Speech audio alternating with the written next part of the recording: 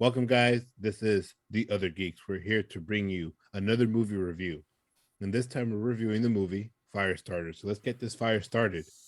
Where we're going to talk full spoilers. So no need to worry if you didn't watch it. Leave a like and subscribe and come back later. But to start off, I love the power that this girl has. It's pretty interesting to me, fires and stuff like that. You would never imagine like, oh, a kid will have a power to start fires. It's really scary things there because as a young kid you can't control that emotion.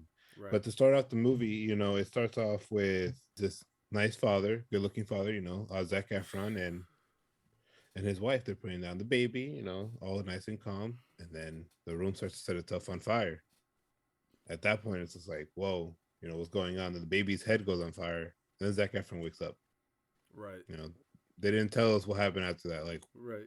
like how what they do, Yeah. like what happened. Like it kind of um make you think also like was that a dream? Did that really happen? I was a little confused at that part right there. because I was thinking like, oh well, if this movie's gonna be like this, maybe it was a dream. Maybe he thought that that's what's gonna happen to his baby Right. because he knew he had superpowers and stuff like that, and maybe he thought that's what's gonna happen to the baby. Right. Yeah, exactly. Yeah. But you honestly don't find out that he has powers until literally afterwards, where Right. they explain that they were experimented on. They got the serum lot 40, Lot 6. lot, Lot 6. lot 6. Lot Yeah. 6. Yeah. And basically at that point you find out that this little girl has the power of fires, and he catches her playing with a lighter, and he tells her that, like, what are you doing with that? She's like, well, it's pretty hard to quit, isn't it? It's like, yeah, it is, you know what I mean? And she's having these bad thoughts, and it's in the back of her head. Obviously she's a little girl that's dealing with her emotions still. Right. And the fact that this actress did so well on basically creating her character to develop properly, not like, I'm just a kid. Let's Right. use our powers right away. Right. Which in the original movie, that came out long time ago, it was actually a little girl. So it was nice seeing that. Baby Drew Drew Barrymore. Barrymore. Right, exactly. And in this one, she was a teenager. She was a teenager. So it was way different because now you have like those emotions of an older kid, and like the what they go through, how through school and stuff like bullying and all that. And like it seems like she had a tough time trying to control her powers because of the fact of like her father not wanting to teach her how to use her powers, and Right. also the fact that she wasn't treated well in school. Right. Yeah. So like it kind of reminded me every time I saw her, it was like you won't like me when I'm angry kind of vibe, because it was every time her temper, when she'll get angry is when she'll start losing, control, but then her dad will teach her like, oh, like start looking around for objects and start naming them, kind of like what you do when you know certain people have anxiety and stuff like that. That's what it reminded me of. I mean, like basically, um, at the part where she's being like bullied by the kid when she's dissecting the frog. At Exactly. that point, she kind Exactly. of has her break, Right. like where they finally find out that they think, well, first the school thinks she set a bomb in school when in fact she almost set the school on fire. Yeah. Um, but essentially it's just the fact that at this point we get to meet another character, and he's basically considered like an anti-hero, like a mercenary, That's what I was thinking. Mercenary. like what was his name, Rainbird. And we have no backstory for this man. Nothing This at all. man this man disappears. Hey, I need you to capture this girl and like don't kill anybody, but kill people that get in your way. Right. And he Okay, and confusing instructions. right, and he also has abilities. We find out that he also has abilities, but it's like, okay, so why are you doing this to your own people? Like to me, like I want an explanation, like you said, a backstory to why he does that. Because if it was me, I'll be like, why am I hunting my own people? For real, she was like, "Hey, how can you do this to us if they did all that to you?" And then Exactly. it's like, bro, like, like what are you doing? Hey the yo. fact the fact that this man went along and went to hunt down these people, killed the mom, forced his little girl to use her power to burn him, which did nothing to him. Like this man just had little chips on his face, Right? like I I'm was just like, Superman, you okay, know? okay. I don't know, man. Like it was just so confusing. Yeah, And then there was a lot of confusing parts. There were like they needed more explanation. yeah.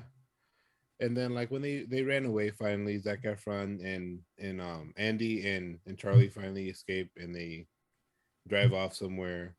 Um at some point, she's still trying to get a grasp of her powers Right. and she ends up burning a cat and then her dad's like, yeah, you're gonna have to kill it for sure, you know, Yep. kill that cat.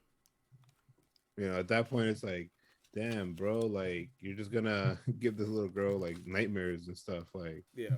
Like basically the dad literally tells her like if he is in pain that you have to like take them out of the misery and whatnot, and this is what it costs to do that, like to take a life. And I'm just like, whoa, okay, like he went that route. I thought he was gonna do it himself, but now he's like, oh, you did it, so now you gotta take care of it. And I'm like, yo, that's a little girl, bro. Like, calm down. the movie was full of really bad fatherly advice. Oh, for sure. It was like, yeah, like with great power comes great responsibility, but you already burned half that cat, so take responsibility, burn the rest of it. You got this, Right, dog. right. Which kind of brings me to the to how it was weird for me first seeing like um Zac Efron as a father, because I haven't seen him as a father in the movies that I've seen so far of him, and like just seeing how bad of a father he was with the advices and everything. Like I'm just like, oh, hey, like it makes sense, I guess. you're right. You're right. And then one thing I thought was really really cool with his power is called push. So basically, think about it as Jedi mind trick, and he tells his old man like, "Hey, I really need to get to Boston, and here's $100 bill." But in fact, it was $1 bill. He made Right. his mind think it was $100 bill. Yeah. That was phenomenal at and that point. and as the movie goes on, every time he uses his power, we do see that he gets vulnerable. Like he weakens. He'll start bleeding through his eyes. Every time, just every time. So throughout the whole movie, we constantly be seeing that. No matter how much of the power he uses, or even if it's a small amount, it does something to him. Yeah. And like right now, like since we made it to like, act two, you're thinking, well, we're probably gonna get more of the story. The movie's only an hour and a half. So I was thinking, oh, we're gonna get a lot of context in this short amount of time. Nope. Man, we get to the old man's like farmhouse. We meet his disabled wife. Um, they have a conversation, and then boom, the nighttime already. Like, where did they go? Then it's morning.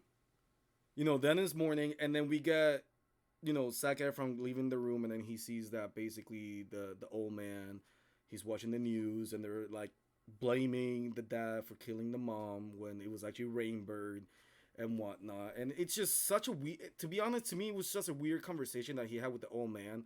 Like, oh, I'm drunk, but I'm comprehending everything you're saying now, and I understand what the girl is telling me, that now apparently she's telling me that my wife is telling her to tell me that everything is fine, that even though like this accident happened, the reason why she's disabled, that she forgives him because it was his temper or whatnot. They were having an argument, boom boom boom. But now the girl is telling him all this, and he's just there like listening, and then he's like, all right, I'm gonna help you guys. And then but you're drunk, like and whatnot. And it's like that, and I'm just like, what is going on? Because for a drunk person, this man is comprehending everything, and he's like, I'm gonna handle all of this. And then he goes out to talk to the cops because the cops arrive, because he ends up calling the cops, and like He's telling them all these things, and I'm like, bro, like for a drunk person, like he can think pretty fucking straight.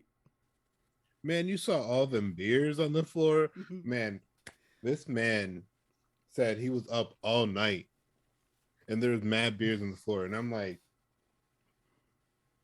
so you mean to tell me this man comprehended everything that these people just said? That's what And I'm he was saying. able to have a straight conversation with these cops.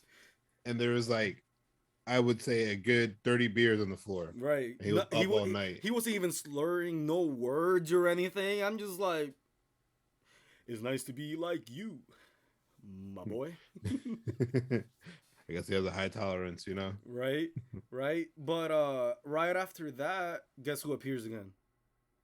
Rainbird. Rainbird, out of nowhere. Because for some odd reason, he's able to listen to the police trackers, and he's like, "Yep, I know it's them for Right. sure." You know, so he tracks them down over there, kills all the cops. You Yep. know, for some odd reason, this man with a little sniper rifle, you know, is like, "Bah, bah, bah, bah, bah, bah."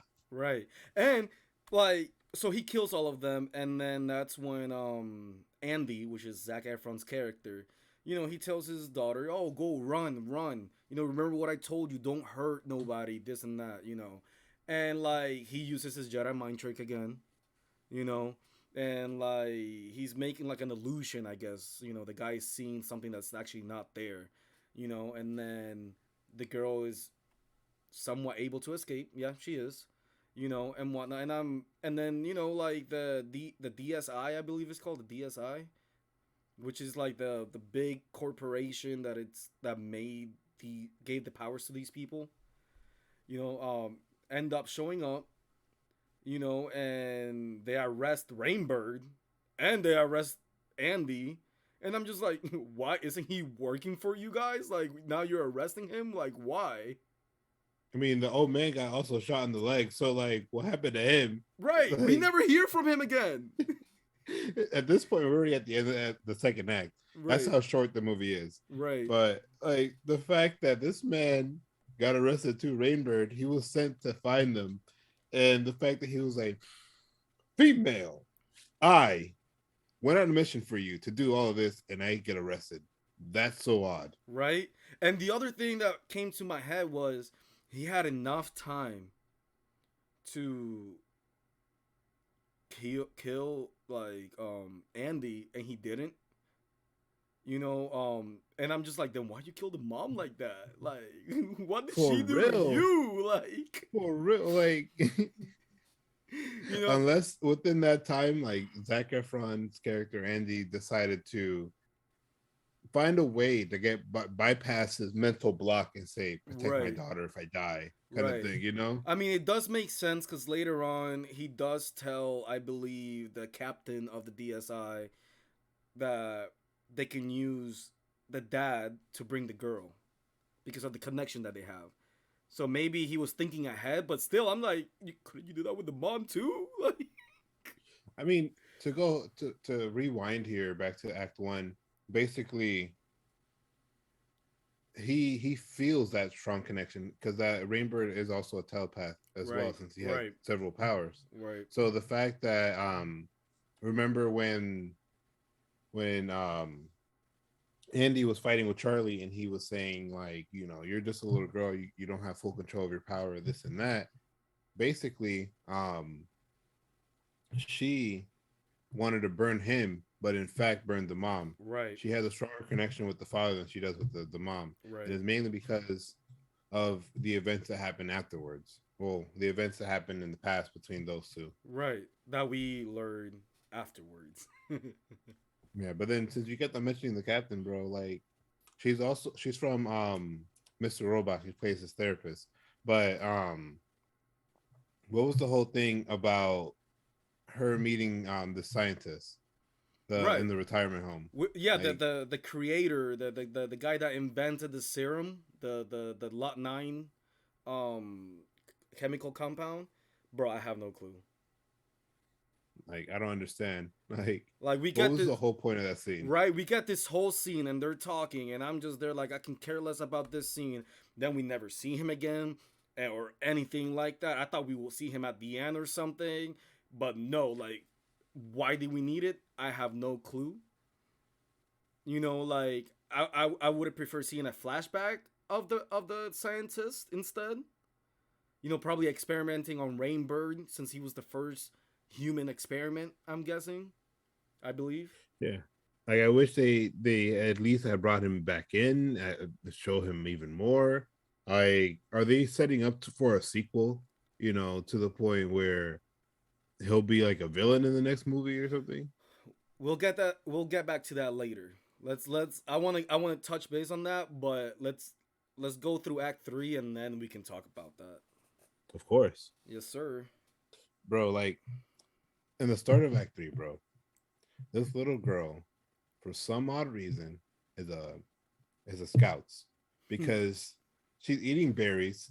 She's training herself how to control her fires, making her own little campfire. Boom! Now she's the strongest fire breathing Jedi in the world. You know, Right. she goes and does a Jedi mind trick to these three boys, steals their bike and their Their clothes, clothes. Yep. and then from there she ends up in the facility.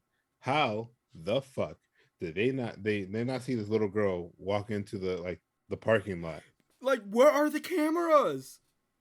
You know, like, oh, they show it after. I'm like, oh well, that's a horrible security guard. Like, literally they didn't see a girl walking through the parking lot, getting into the car.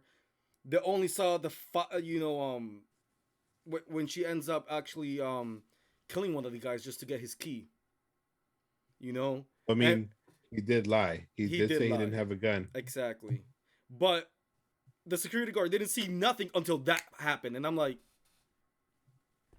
what the, what people do you hire here, bro? Like, I want to work there. Shit, I can do that job. You know what I mean? But something I want to bring something up with that scene right there with the girl killing the guy because she ends up burning him first, and then it's like she's trying to justify what she's about to do, about to kill him, saying the same thing her dad told her when she had to kill the cat. Yeah, And I'm just like, ooh, is this girl like, she's like, I felt like a darkness in her when she was doing that. for sure. You know, that's how it did feel. Like she did have a darkness growing in her, but at the same time, you know, she's also thinking about what her dad would think about her Right, because she doesn't want to only be a killer. Because throughout that whole scene, when she's breaking into the building, she does not kill anybody at all. She right, sneaks in with no problems. yep. You know, um, Oh, and the reason how she got all the way over there is because she kept seeing, I guess you can say, visual,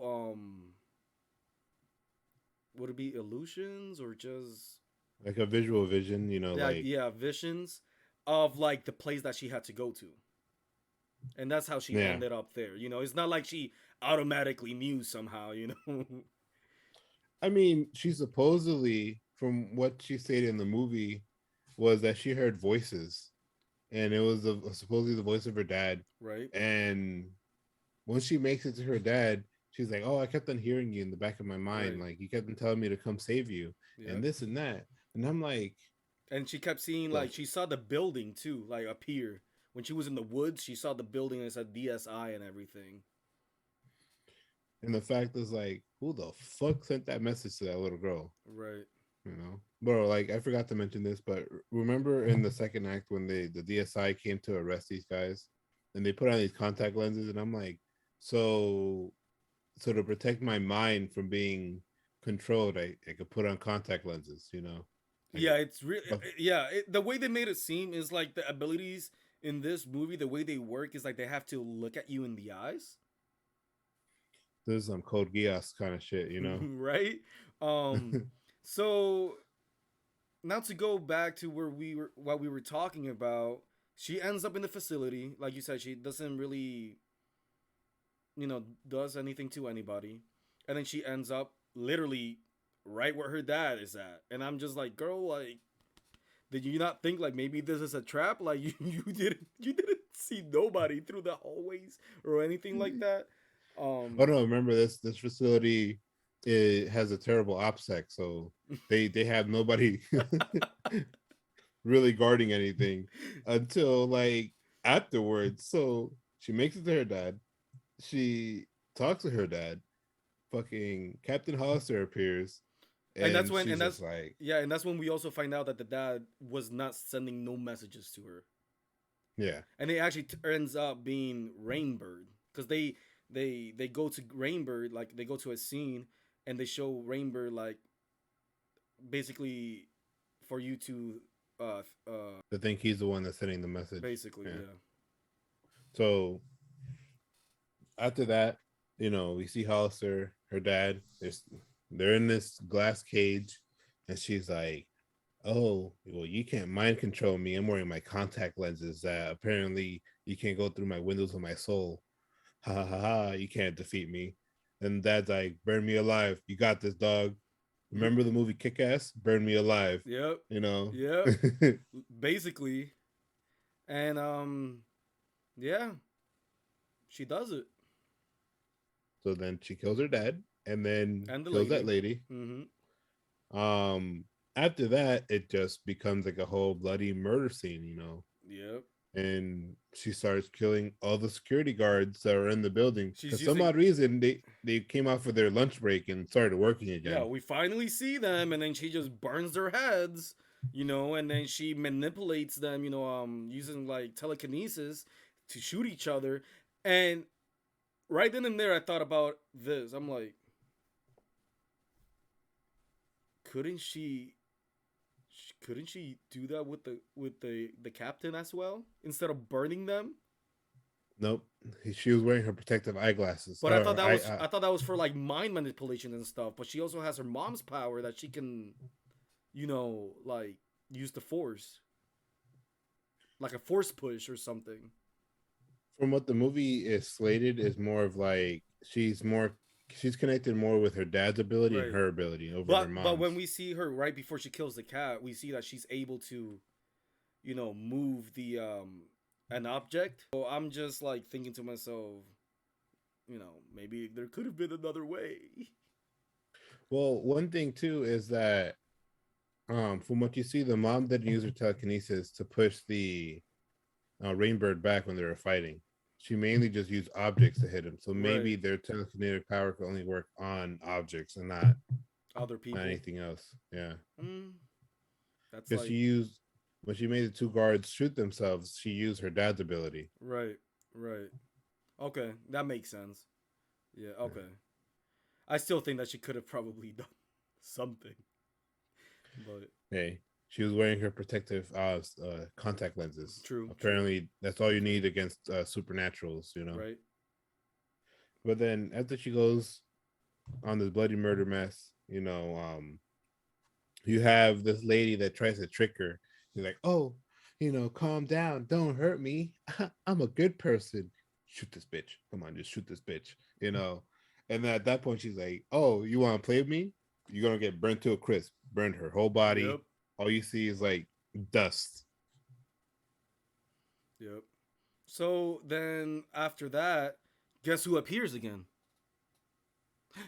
Rainbird appears again, just like a Pokemon in the wild, and he like gives himself to her. Like he goes on his knees and whatnot. And now you think like, oh, this girl is gonna murk this guy, and no, like she sees her reflection through the window of the door, and it looks like she kind of like sees what she doesn't want to be, and she kind of like stops herself, and I feel like she forgives him.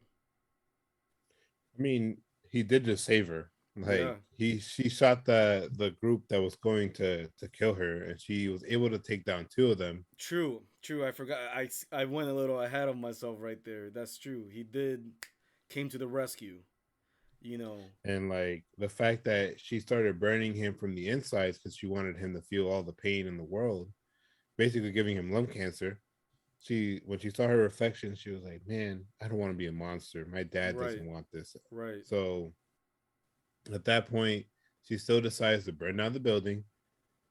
goes outside, burns some wood outside in a canoe, until and like she she stares off into the beach. and then she exhausts herself and she bloop, falls to the side or whatever. Yeah, and this is where Rainbird Appears reappears, again. and basically he grabs her hand and she grabs his hand, and then Picks her up. they leave. Yeah. They leave together, and it's like that's where the movie ends. Yep. And like I feel like we were missing a big part of that movie. Like was it that they recorded everything and most of it's deleted scenes? Right. You know, It felt a little rushed. You know, it felt like we were building up to the climax, and out of nowhere, boom, here's the climax, and you're just like, whoa, wait, what? Like that's it? You know, um, but it does make me believe that the way it ended, that there is gonna be a sequel, and that's what I wanted to get back to earlier. where this doctor might be a villain or something like that. And Because and Rainbird is gonna be looking after her and probably teach her more about her powers. no, for sure, because of the fact that what he saw in this little He girl believes in her. was more of like a way of hope. Like, Yeah, wow, like I could change my ways. Like I don't have to be that way with my powers. This yeah, little girl taught me that I could be good. right. Like I feel like he saw her as somewhat of like like a goddess or something. Like she came here and she's gonna like maybe change everything for the people who are like me or something. Yeah, and give us hope and whatnot. So that's how it felt to me when he there was the part in the third act where basically he was telling the lady, like the captain, she's my sister, she's my mother, and I'm just there like, yo, what is this guy talking about?